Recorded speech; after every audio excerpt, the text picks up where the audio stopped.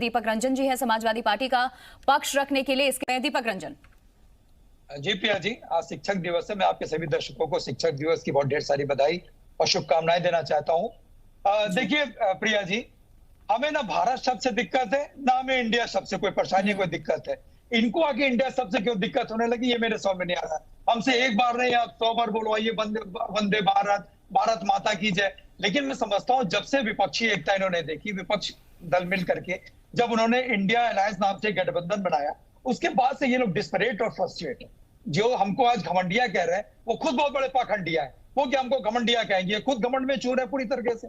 आज इंडिया जिस नाम से उन्होंने इंडिया बनाया, आज उसको लेकर के पूरी तरीके से हैरान और परेशान है। मैं अपने बड़े भाई संजय चौधरी जी से कुछ चीजें पूछना चाहता हूं कि क्या ये लोग देश में फिर एक डिमोनेटाइजेशन लेकर के आना चाहते हैं, क्योंकि नोट पर लिखा हुआ है रिजर्व बैंक ऑफ इंडिया। तो क्या नोट की फिर ये बदली करना चाहते हैं? क्या आर्थिक बोझ के तले फिर हिंदुस्तान वासियों को डालना चाहते हैं?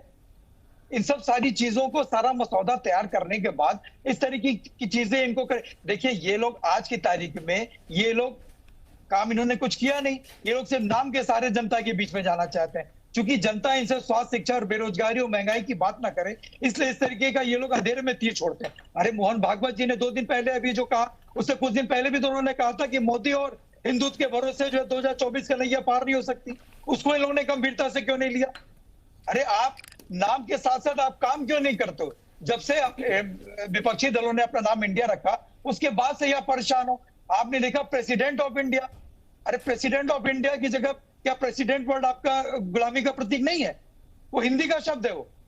अरे जब प्रधानमंत्री जी वोट फॉर इंडिया चिल्ला चिल्ला करके भारी सभा में कहते थे, उस टाइम गुलामी का प्रतीक नहीं हुआ करता था इंडिया शब्द। इन्होंने shining India, make in India, ना मालूम कितना, we the people of India, passport पे लिखा हुआ है रिपब्लिक ऑफ इंडिया। तो कहां कहां संशोधन करेंगे?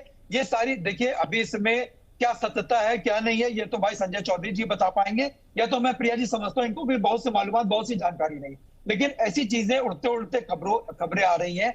आज मोहन भागवत जी ने, जो संघ प्रमुख है, उन्होंने एक अंधेरे में तीर छोड़ दिया। अब भारतीय जनता पार्टी उसको दौड़ दौड़ करके पकड़ रही है, किसको कहाँ कहना है क्या नहीं। देखिए प्रिया जी, शुरू से ही भारत शब्द इस्तेमाल में आता रहा और हम लोग को भारतीय होने का हम लोग को गर्व भी है। हमको इसमें कोई ऐतराज नहीं है ये भारत, लेकिन हमें इनके टाइमिंग पे ऐतराज है। जो आज श्लोक हमारे भाई बड़े भाई संजय चौधरी जी सुना रहे थे, संस्कृत का श्लोक, ये श्लोक तब भूल गए थे जब देश के प्रधानमंत्री जी वोट फॉर इंडिया, जीतेगा इंडिया, ऐसी सारी चीजें जब बोलते थे, वो खुले मन से बोलते थे, भरे मन से बोलते थे। देखिए आज हमको प्रिया जी की टाइमिंग पे मुझको सवाल है कि ये सिर्फ और सिर्फ ध्यान भटकाने वाला जो ये कवायद चल रही है पूरी, कि स्पेशल सेशन में ये चीजें आएंगी, स्पेशल सेशन में ये चीजें आएंगी। अगर देखिए इनके मन में कोई चीज नहीं है, अगर इनके लिए इंडिया ही भारत और भारत ही इंडिया है, तो फिर प्रेसिडेंट ऑफ भारत लिख करके सबको बीते कुछ सालों से, खास करके बीते 5 साल का अगर मैं जिक्र करूं, सरकार की तरफ से जो भी चीज लेकर के आई जाती है, विपक्ष की तरफ से उस चीज को सिरे से नकार दिया जाता है। हमने देखा है। और विपक्ष ये कहता है कि चर्चा ही नहीं होती, सरकार ये कह रही होती है कि चर्चा को विपक्ष तैयारी नहीं होता, वो वॉकआउट कर जाते हैं, वो सहयोग ही नहीं करते। ऐसा क्यों सर? ये कल्चर, ये ट्रेंड भी तो हो गया है, बैठ के बात होनी चाहिए। अच्छा प्रिया जी, ये बताइए, अभी इसरो के साइंटिस्ट और इंजीनियर, अभी इतनी बड़ी उपलब्धि हुई, इतना बड़ा उन्होंने ख्याति प्राप्त की, पूरे विश्व में डंका बज रहा है, तो इसरो का फुल फॉर्म क्या है? ISRO, Indian special research organisation. तो क्या उसका नाम बदलेंगे?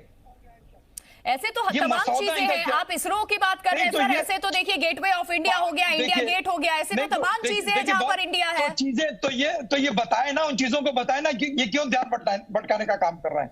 आज जनता देखिए, आज जनता इन्हीं सब चीजों में उलझी रहे। मैं बार बार ये बात कह रहा हूँ कि इनसे स्वास्थ्य, शिक्षा, रोजगार और महंगाई की बात इनसे जनता ना करे, क्योंकि जब 2, 4, 6 महीने चुनाव के बचे हुए हैं, तो जनता को ये नाम पे वोट मांगने जा रहे हैं, काम पे वोट मांगने जा रहे हैं। मेरे बड़े भाई संजय चौधरी जी मुझको बताने का काम करेंगे कि नाम पे वोट मांगेंगे, नाम बदलने पे वोट मांगेंगे, या जो इन्होंने 9 साढ़े 9 साल नाम बदलने की जो प्रथा है, जो प्रचलन है, वो पहली बार तो किसी पार्टी ने इसको आगे नहीं बढ़ाया, ये तो चलती आ रही है।